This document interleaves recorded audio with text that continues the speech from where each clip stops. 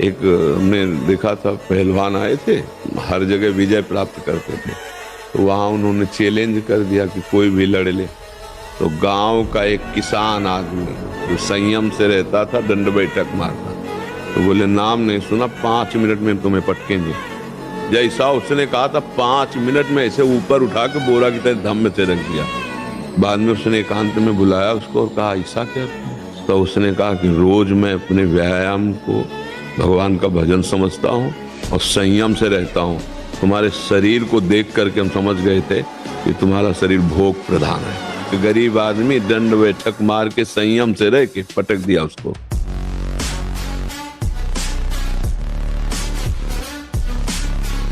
तो आपकी स्मृति, आपका बल, आपकी चेतना जागृत रहेगी।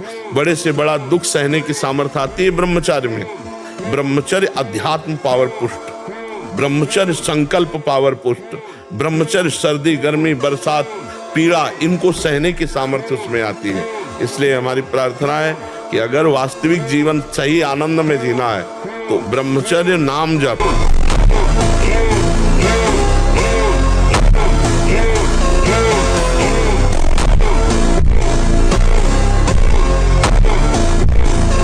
ब्रह्मचर्य धारण करने वाले कोई बादाम हलवा और घी की जरूरत ही नहीं भाई, बिल्कुल सच्ची मानिए। जैसे तप्त भूमि में पैर कैसे पड़ता है, ऐसी बिजली रहती है ब्रह्मचारी के शरीर। बिजली नींद पर काबू पाने के लिए, शरीर पर शासन करने के लिए, मन पर शासन करने के लिए, दिव्य आनंद का अनुभव करने के लिए ब्रह्मचर्य नींव है, नींव। अभी आप छेड़ना मत। जैसे लोग कहते ना मैं बहुत परेशान हूं, कुछ करता नहीं, ऐसा हो जाता है वैसा हो जाता है। तो आपको हम बता रहे, रक्त का स्वभाव है जैसे ऐसे जैसे कट जाए ना तो उसका स्वभाव थोड़ी देर में गाढ़ा होने की कोशिश करेगा। तो इसकी आखिरी परिणति है वो वीर। उसका स्वभाव नहीं है बहना, उसका स्वभाव ऐसा है। सोचो, रक्त की आखिरी परिणति वो है वीर। और आप क्या कर रहे हैं? रोज कई बार आपका परिणाम क्या होगा? अगर रोज वो खून निकाला जाए तो आदमी की हालत क्या हो जाएगी? जैसे हो, जितने हो, जहां हो, जो हो, अभी इसी क्षण स्वीकार करो मैं प्रियालाल का हूं।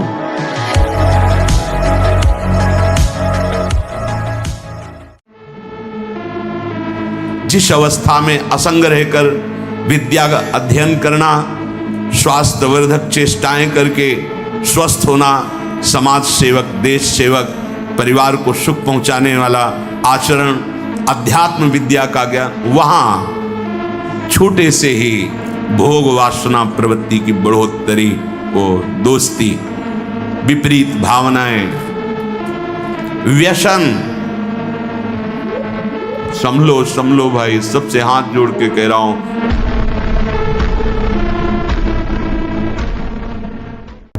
शरीर के संबंधियों का व्यवहार अपने चित्त पर रखता वो कैसे परमार्थ का पथिक बनेगा? ध्यान दीजिए, अनुकूलता प्रतिकूलता का प्रभाव, शरीर के संबंधियों का प्रभाव, वो असंतुष्ट हैं थोड़ा, इसलिए किस किस को हम संतुष्ट करेंगे? भगवत मार्ग में चले हैं, आप अगर सपोर्ट कर सकते तो हमारे हो, नहीं हम जानते भी नहीं कि तुम हमारे कौन हो। परमार्थ के पथिक होकर किसी की प्रसन्नता के लिए आप परमार्थ को छोड़े, प्रियालाल की आसक्ति को जो आप स्वीकार करने के लिए बढ़े, उनके नहीं, आप किसी का नहीं। अगर आप हमारे स्नेह संबंधी हो तो मेरे प्राण प्रीतम से मिलने का सहयोग कीजिए। इस मार्ग के पथिक में गुंजाइश नहीं होती, किसी के आंसुओं पर, किसी की धमकी पर ये मार्ग नहीं रुकता। ये मार्ग केवल हृदय की उत्साह संपन्न वृत्ति से भगवत मार्ग को स्वीकार किया जाता है। अब जो होगा देखा जाएगा। जितना आवश्यक है भोजन, उतने आवश्यक है व्यायाम। ये जैसे नवयुवक जन है ना, व्यायाम करना चाहिए। शरीर स्वस्थ है, बुद्धि प्रसन्न है, जिसमें अब तो क्या व्यायाम होता है। यदि 20 मिनट व्यायाम करोगे रोज तो आप देखोगे वरदान की तरह काम करेगा। दवा कोई वर्जिश से बेहतर नहीं, नुक्शा है कम खर्च, बाला नसेन शक्ति बढ़े, फुर्तील है, चोट न अधिक पिराए, अन्न पचे चंगा रहे, कसरत सदा सहाय।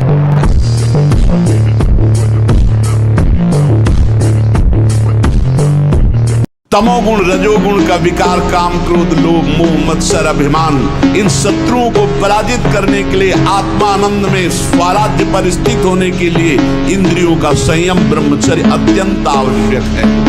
ब्रह्मचर्य का विमल प्रताप प्रकट होता है, वीरवान बलवान होता है, विद्वान होता है, तपस्वी होता है। ब्रह्मचर्य में अलौकिक अमानुषिक शक्ति जागृत हो जाती है।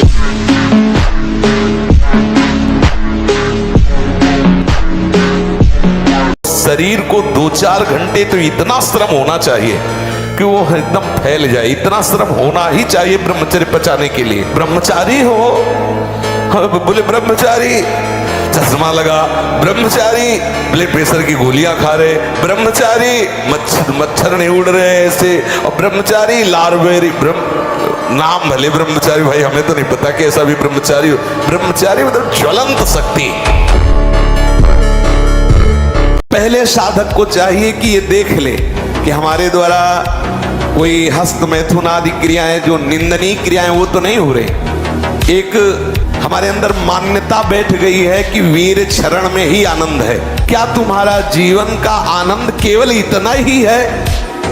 एक भागवतिक विधान है, जब आपका ब्याह हो तो संतानोत्पत्ति के लिए वो मार्ग, तब तक आप ब्रह्मचारी रहे। क्या इतने इंद्रियों के गुलाम हो गए? क्या इतना ही केवल आपने सुख समझ लिया? तो फिर आप देखना कि आगे आपको ये मन किस दशा में पहुंचा देता है।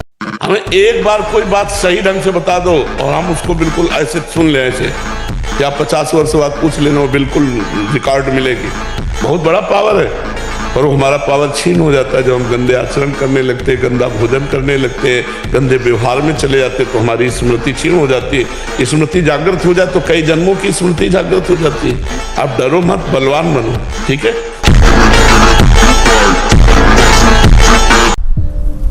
जितनी भी क्रियाएं हैं प्रकृति के द्वारा स्वयं हो रही हैं, पर तुम दंड के अधिकारी बन रहे हो कर्ता होने के कारण। ध्यान दीजिएगा, बिना किसी कारण के तुम्हारी दुर्गति हो रही है और कोई उसका कारण नहीं, आप ही उसके कारण बन रहे हैं। मैं भोगता हूं, मैं करता हूं। आप कहां करता हो बताइए? आप कर नहीं रहे, केवल आप व्यर्थ में अपने को कर्ता मानकर फंस रहे हैं। जैसे क्या बाल्यावस्था आपके द्वारा की गई? शिशु अवस्था से बाल्यावस्था तक जो शरीर की यात्रा हुई, कि इसमें कहां हो आप हमें बताओ कि हमने अमुक क्रिया की जिससे हम बाल्यावस्था को प्राप्त हो गए। यदि आपके वश में होता तो हर समय आप जवान रहते। बाल्यावस्था से यौवन अवस्था में गए, आपका क्या योगदान है इसमें? ना चाहते हुए यौवन अवस्था से वृद्धावस्था में जा रहे हैं, आपका क्या योगदान है इसमें? ना चाहते हुए भी वृद्धावस्था से मृत्यु अवस्था को प्राप्त हो रहे, क्या योगदान है इसमें? कहीं हो करता? हमारी बात मानो, 4 बजे उठ करके शौच स्नान करके यदि 20 मिनट व्यायाम करोगे रोज, तो आप देखोगे वरदान की तरह काम करेगा। दवा कोई वर्जिश से बेहतर नहीं, नुक्शा है कम खर्च, बाला नसेन शक्ति बढ़े, फुर्तील है चोट न अधिक पिराए, अन्न पचे चंगा रहे, कसरत सदा सहाय। ऐसा थोड़ी।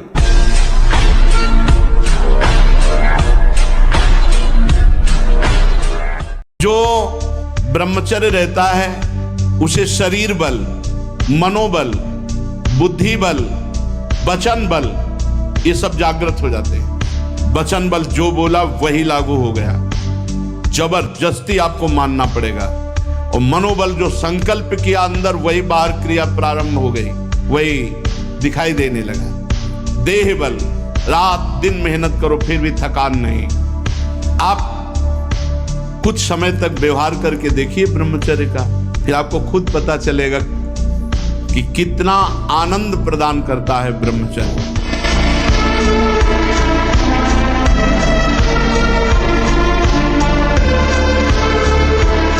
शरीर में सहने की सामर्थ्य ब्रह्मचर्य से आती। गर्मी सर्दी बरसात मान अपमान निंदा स्तुति, ये ब्रह्मचर्य से सहने से। ब्रह्मचारी को सबसे पहले अपनी रसना पर नियंत्रण रखना आवश्यक है, जबान पर। जबान बिगड़ी सब बिगड़ा। गंदे आचरण वाले, जिनको पवित्रता का ज्ञान नहीं, जिनको केवल अर्थ पिशाच हैं, नाना प्रकार की अपवित्रताएं करके तुम्हें भोजन परोसते हो, गरम गरम तुम्हारे सामने आया, तुम अमृत समझ के खा रहे हो, तुम्हारी बुद्धि नहीं खराब हो जाएगी? अगर आप 5 वर्ष ब्रह्मचर्य रहे केवल इसलिए कि जो हमारी संतान हो वो बहुत देशभक्त, हरिभक्त, बलवान, विद्वान, ज्ञानवान हो, और आप नियम से दोनों भजन करो, और 5 वर्ष बाद गर्भाधान करके संतान उत्पत्ति के शास्त्र सिद्धांत में अगर वो महापुरुष न पैदा हो तो बताना।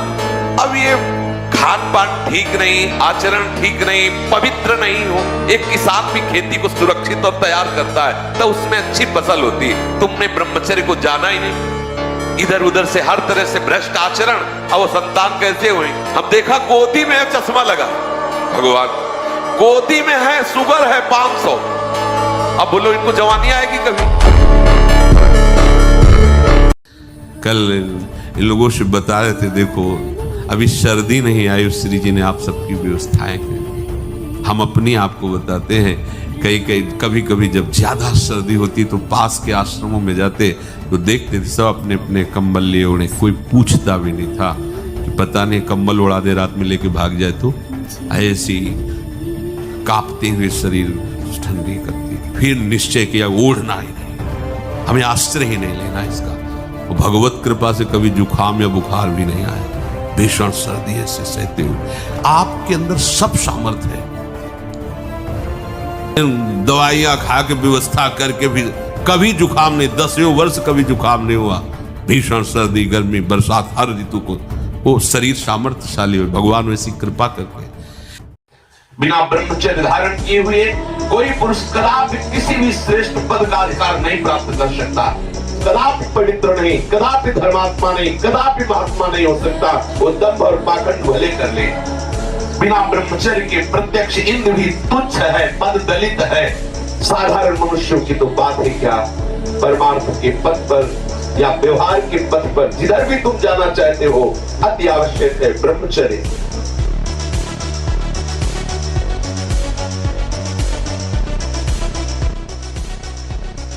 तो बांध लंगोटा बचा के इंद्री, कभी न देखा पर नारी।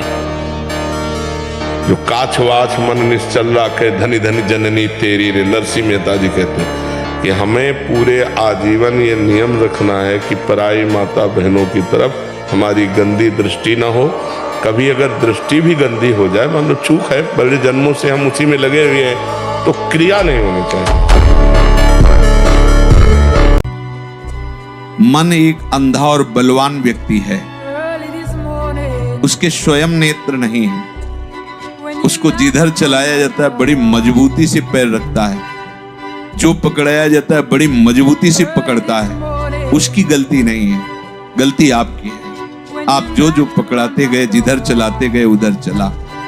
अब आपको ही छोड़वाना है, क्योंकि उसकी पकड़ बड़ी मजबूत है, इसलिए अब आपको परेशानी पड़ेगी उसको मोड़ने में, उसकी पकड़ी हुई हर वस्तु को त्यागने में, उसकी मानी हुई मान्यता को त्यागने में। वो स्वयं में समर्थ ऐसा नहीं कि मुझे क्या करना है क्या नहीं करना ऐसा निर्णय कर सके। इसीलिए भगवान ने बुद्धि दी है, बुद्धि के द्वारा निर्णय करो। हमारे जीवन का लक्ष्य भगवत प्राप्ति है और उसके लिए हम सर्वस्व त्याग के लिए तैयार हैं। अब हमें अपने मन को मोड़ना है, प्रभु की तरफ मोड़ना है। नहीं, ब्रह्मचर्य में एक महान पावर है। ब्रह्मचर्य एक आध्यात्मिक शक्ति है, चाहे स्त्री हो चाहे पुरुष। आप ब्रह्मचर्य के देखो, आपको रोगों से लड़ने की सामर्थ्य, बौद्धिक स्तर आपका बहुत प्रवीण, और शरीर भले ऐसे हो, आपके अंदर आत्मबल, बहुत जोश, पावर है, पावर।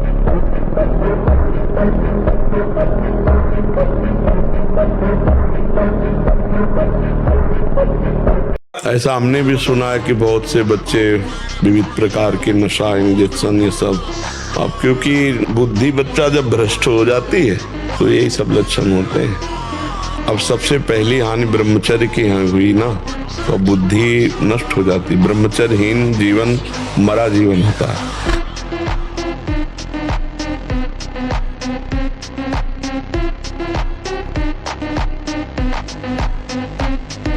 कि नौजवान लोग जो इस गंदी आदत में फंसे हैं, उसका सपोर्ट हो रहा है। ऐसी फिल्में दिखाई जा रही हैं जिससे सपोर्ट है कि ये नॉर्मल बात है, ऐसे डॉक्टर कह रहे हैं कि नॉर्मल बात है। ऐसे कैसे नॉर्मल है? जो जीवनी शक्ति है उसका सर्वनाश किया जा रहा है, नॉर्मल बात है? हमारी तो समझ में आई कि कैसे तुम डॉक्टर हो, कैसे तुम मास्टर हो। डॉक्टर और मास्टर का मतलब एक माँ और पिता जैसा प्यार, वो मरीज के लिए, वो अपने विद्यार्थी के लिए। तुम अपने बच्चे का नाश कर रहे हो और कह रहे हो नॉर्मल बात है। घबराओ मत, फिर खड़े हो। हजारों बार ये हमें गिरावे तो भी हार नहीं माननी, आगे बढ़ना, विजय हमारी ही होगी। पर हमारा तभी परास्त होने का अवसर आता है जब भगवत विस्मरण में होते। पकड़ लेना सब लोग, वही चूक होगी जब आप भगवत विस्मरण में होगे। और भगवत स्मरण चल रहा है, ये कुछ भी अपनी जितनी भी माया चाहे फैला ले मन, हमें परास्त नहीं कर सकता। अनुभव की बात करें, जब 10 वर्ष ब्रह्मचर्य रहकर भगवत भजन करके संतान उत्पत्ति करते थे तो उन माताओं के गर्भ से कोई भगवत प्राप्त करने वाले साधक पैदा होते थे या कोई महावीर पैदा होते थे जो देश की रक्षा के लिए अपने प्राणों को समर्पित कर देते, जो समाज को सुख पहुंचाने वाले ऐसे बालक पैदा होते थे। ब्रह्मचर्य के बिना पूर्ण, चाहे गृहस्थ हो चाहे विरक्त हो, कोई भी हो, वो पूर्ण पशु जीवन है, पूर्ण पशु जीवन है।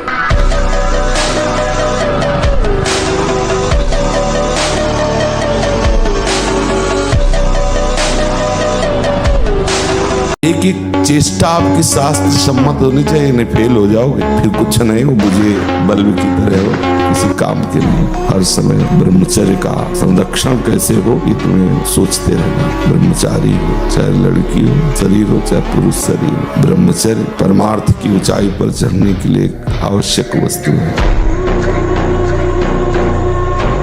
यौवन अवस्था को प्राप्त होने पर यदि ब्रह्मचर्य क्षीण न हो तो फिर धीरे धीरे धीरे धीरे ऊर्ध्वरेता होने लगता है। जिसका ब्रह्मचर्य अधोगामी, वीर्य अधोगामी हो गया, उसको रोक पाना बहुत कठिन होता है, क्योंकि उसका अभ्यास वीर्य का बन गया है नीचे की इंद्रियों से बाहर होना, और जिसने उसको रोक लिया फिर ऊर्ध्वगामी होने लगता है। शांति, गंभीरता, आनंद, भजन में एकाग्रता, संकल्प में दृढ़ता, संकल्प सिद्धि, ये बहुत प्रकार की दिव्य लाभ वृत्तियां ब्रह्मचर्य से जागृत हो जाती हैं।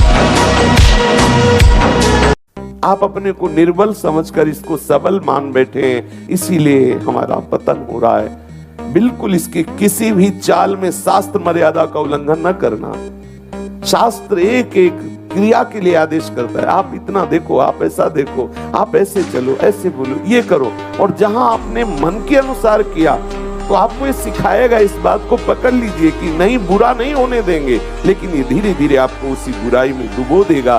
फिर आप चलोगे तो आप इतना नीचे उत्साहहीन होकर गिर गए हैं कि अब आप मन को संभाल नहीं सकते हैं। इसलिए प्यारे, पहली ही सीढ़ी पे से रोक लो, इसे उस मार्ग में उतरने मत दो। बिल्कुल शास्त्र विरुद्ध कोई भी चेष्टा जहां होने लगे तत्काल समझ लेना, ये ऐसे फुसलाता है कि हम ऐसा नहीं होने देंगे, आपको विश्वास दिलाएगा और धोखे के गर्भ में डाल देगा। इसलिए प्रथम पहले ही कदम पे रोक दो। नहीं, शास्त्र आज्ञा करता है, गुरु आज्ञा करता है, मुझे ऐसा नहीं करना।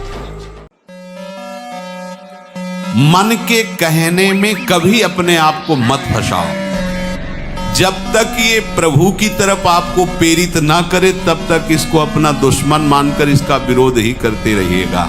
मन का जैसे अपने दुश्मन के प्रत्येक कार्य पर निगरानी करने वाला दुश्मन के प्रहार से बच जाता है, क्योंकि हर क्षण वो सावधान रहता है, वैसे ही जो उपासक मन पर नजर रखकर इसे दुश्मन के भाव से देखता है वो सावधान रहता है और मन के प्रहार से बच जाता है। जहां कहीं ये उल्टा आपको ले जाने के लिए करे, बस इसकी सुनना नहीं, बिल्कुल इसके विरोध में हो जाना। ये बड़ा बलवान है पर तुमसे बड़ा नहीं।